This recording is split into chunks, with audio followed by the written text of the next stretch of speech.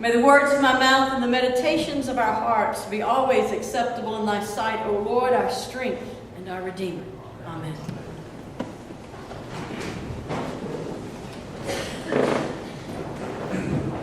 On this fifth Sunday of Lent, this morning's readings set us up for Holy Week, the week that begins next Sunday with Palm Sunday and will carry us through all of the events of the last week of Jesus' earthly life and ministry.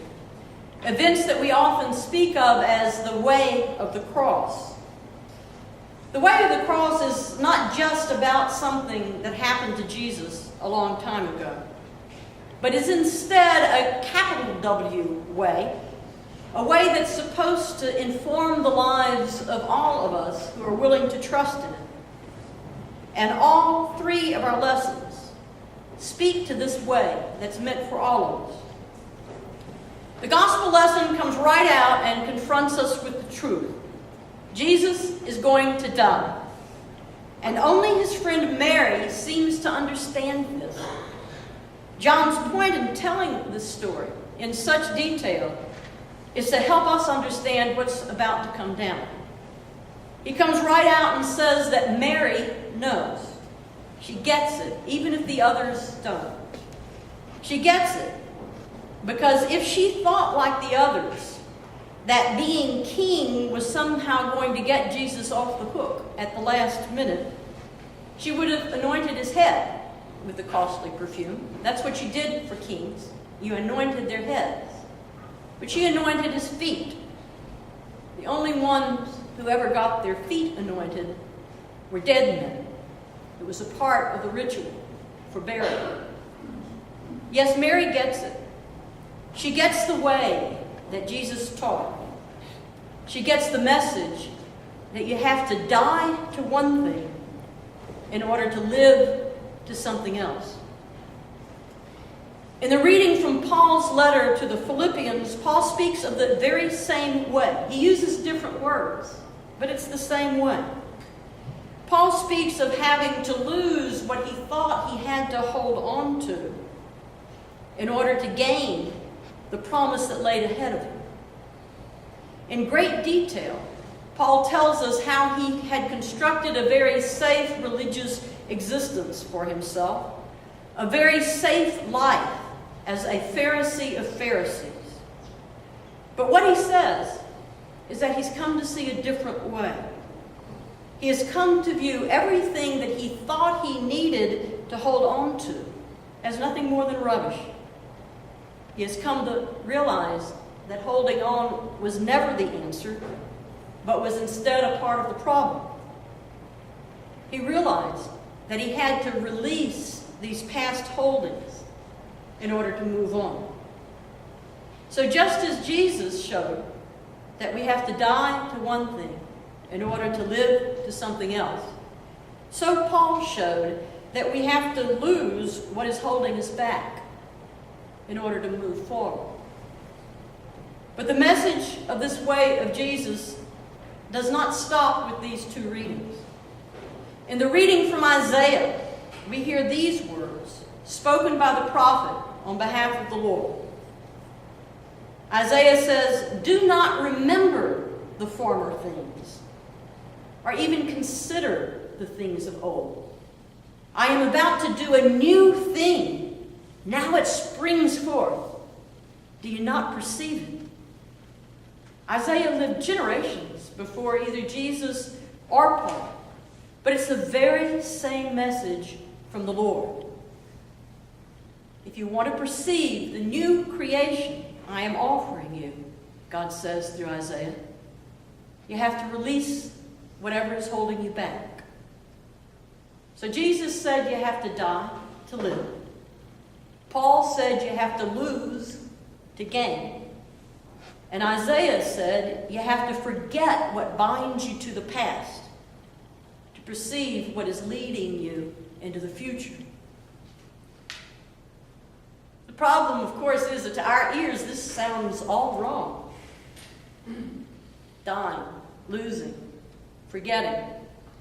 We're carefully taught in so many different ways to play it safe in life, to hang what we know, to protect ourselves from anything that might cause pain or discomfort, whether that might be mentally or physically or emotionally. We're taught by all means not to die to or lose or forget the lessons we've learned from our past experience. And so we put together all the ways we feel threatened with all the coping mechanisms we've learned over time and all the beliefs that we've formed around those experiences and those coping mechanisms.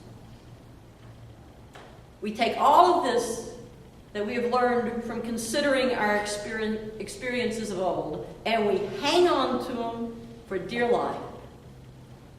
And the truth is, we can get through life that way.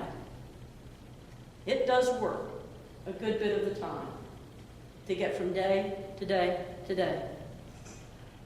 It's just that God promises us much more. Much more if we are only willing to risk the discomfort of letting go. Now, sometimes we think that this has to be in something really big. That if we're going to talk about something as big as the way of the cross, that it must be something just absolutely enormous in our life. But I don't know about you. For me, it's sometimes the little things that get me. Sometimes the things from way back in my childhood that I just formed some kind of belief about, and I've continued to carry that forward into the present. It's like this. I was in the first grade, and then the second grade, and then the third grade at Harper's Private Elementary School in Shreveport, Louisiana. It was a small school. Mrs. Harper's house was our schoolhouse. And there were 2 rooms. In one room, the 1st through 3rd grades met, and then the other room, the 4th through 6th grades met.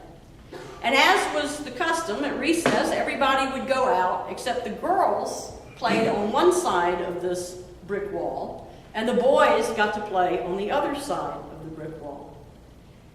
And the way that the girls played was this. The older girls would pick a little sister, and those 2 would go around together, and they'd sometimes get with everybody else. But that was the way they played.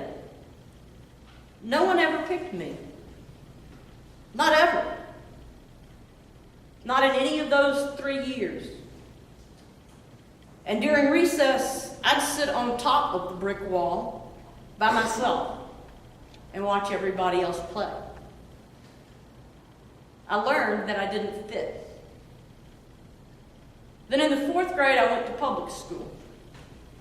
And it was a similar setup at recess. There was no wall, but there was a designated area of the playground where the girls were supposed to play, and another area where the boys were supposed to play. And on my first day, ready for a fresh start, I walked out of the classroom and was headed to where the girls were when the girls in my class looked up and one of them started this chant. Tick-tock, the game is locked and nobody else can play. It was obvious even to a 4th grader that the message was meant for me. So I found a corner of the building to lean up against, and that's where I spent recess for most of my 4th grade year. My worst fears were confirmed. I really didn't fit. So I stopped trying.